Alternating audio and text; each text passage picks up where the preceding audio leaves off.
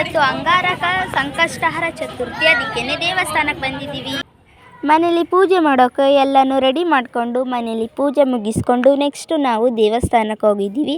ದೇವಸ್ಥಾನದಲ್ಲಿ ಪೂಜೆ ಮಾಡ್ತಾ ಇದ್ದೀವಿ. ನೋಡಿ ದೇವರಿಗೆ ಎಷ್ಟು ಚೆನ್ನಾಗಿ ಅಲಂಕಾರ ಮಾಡಿದ್ದಾರೆ ಅಲ್ವಾ.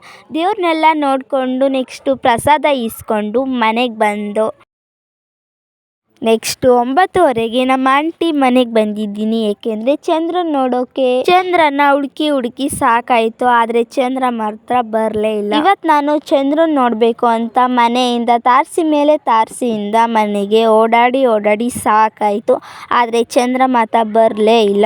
ಇವತ್ತು ನಾನು 6-7 ಸಲ ಓಡಾಡಿದ್ದೀನಿ, ಆದರೆ ಚಂದ್ರ ಕಣ್ಗೆ ಕಾಣಿಸ್ಲೇ ಇಲ್ಲ. ಅದಕ್ಕೇನೆ ಬೇಜಾರಾಯಿತು, ಜೊತೆಗೆ ಕಾಲು ನೋವು ಸಹ ಬಂತು. ಇವತ್ತು ಚಂದ್ರನ ಹುಡ್ಕಕ್ಕೆ ಹೋಗಿ ನನಗಾಗಿರೋ ಪರಿಸ್ಥಿತಿ, ಚಂದಿರನಿಲ್ಲದ ಆ ಬಾನಿನಲ್ಲಿ ಚಂದಿರನ ಹುಡುಕುವ ಅಲೆಮಾರಿಯು ನಾನಿಲ್ಲಿ, ಕಂಡದ್ದು ಸುಳ್ಳು ಕಾಣದ್ದು ಸುಳ್ಳು, ನಿಜ ಹೇಳಲು ಬಾಯಿಲ್ಲ ನನಗಿಲ್ಲಿ.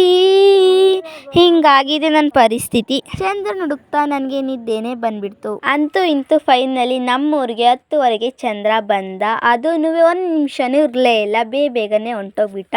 ಹೆಂಗೆ ಉದಯ ಆಯಿತು ಅಂತ ನೀವು ನೋಡ್ಕೊಂಡು ಬನ್ನಿ. ನನಗಂತೂ ತುಂಬಾ ಖುಷಿ ಆಯಿತು. 1 ಗಂಟೆ ಟೈಮಿಂದ ವೆಯ್ಟ್ ಮಾಡಿದ್ರು ನಮ್ಮ ಮನೇಲಿ. ಅಂತೂ ಇಂತೂ ಚಂದ್ರನ ನೋಡ್ದು ಅಂತ ಸಖತ್ ಖುಷಿ ಆಯಿತು. ಹಂಗೇನೆ ಇವತ್ತು ಚಂದ್ರನ ನೋಡ್ತಾ ಆರತಿ ಮಾಡಿದ್ರು ಚಂದ್ರಂಗೆ. ನೋಡಿ ಎಷ್ಟು ಚೆನ್ನಾಗಿ ಬಂದಿದೆ ಚಂದ್ರ. ನಾವು ಇಷ್ಟು ವಿಡಿಯೋ ಮಾಡೋಷ್ಟರಲ್ಲಿ ಚಂದ್ರನೇ ಹೊಂಟೋಗ್ಬಿಟ್ಟಿದ್ದ. ಚಂದ್ರ ನೋಡ್ಕೊಂಡು ಮನೆಗೆ ಹೋಗ್ತಾ ಇದ್ದೀನಿ. ಇವತ್ತಿನ ವ್ಲಾಗ್ ಇಷ್ಟ ಆದರೆ ಲೈಕ್ ಮಾಡಿ, ಫಾಲೋ ಮಾಡಿ. ಬಾಯ್.